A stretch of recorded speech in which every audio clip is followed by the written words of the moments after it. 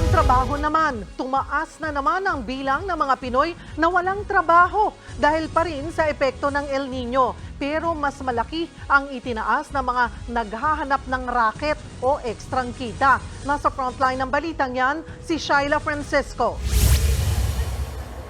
2 buwan nang tumataas ang bilang ng mga Pilipinong walang trabaho. Sa datos ng Philippine Statistics Authority, umakyat pa sa 4% ang unemployment rate noong Abril. Katumbas yan ng 2.04 milyon na walang trabaho, kumpara sa 2 milyon noong Marso at 1.8 milyon lang noong Pebrero. Ayon sa PSA, pinakamarami ang walang trabaho sa sektor ng agrikultura dahil sa matinding epekto ng El Nino.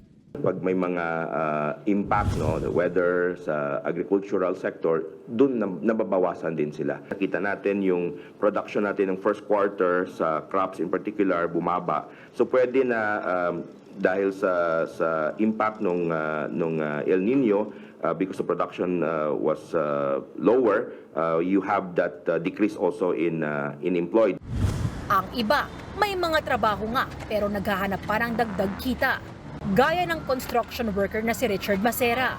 Hindi raw sapat ang 750 pesos na arawang kita, kaya siya batak sa racket. Schedule ngayon na lang po, kasi matapos ngayon o di kaya mga linggo na lang po.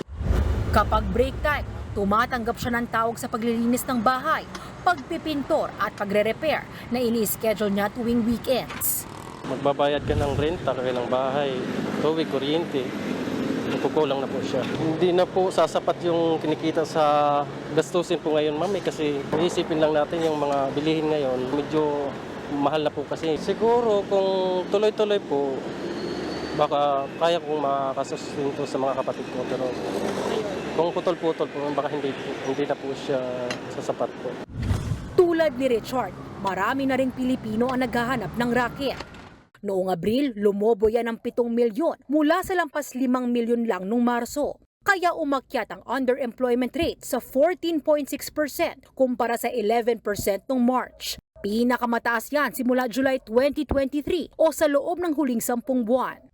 Paliwanag ng PSA, bagamat may natatanggap sa trabaho, hindi naman lahat nagiging full-time.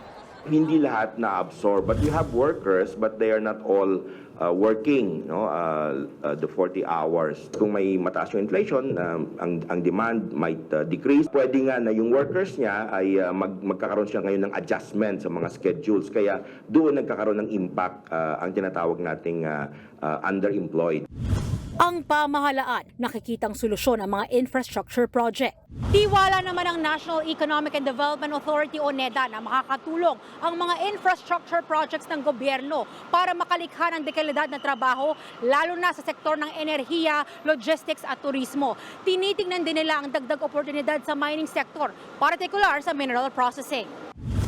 Kasalukuyang inaayos ng pamahalaan ang trabaho para sa Bayan Plan na maglalatag ng programa para matugunan ang bilang ng walang trabaho at naghahanap ng raket.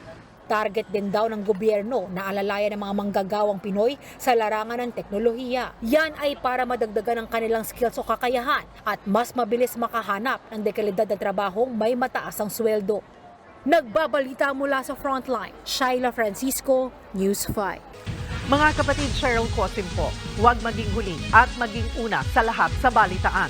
Para sa tuloy-tuloy na talakayang sa Frontline, mag-follow at mag-subscribe sa social media pages ng News 5.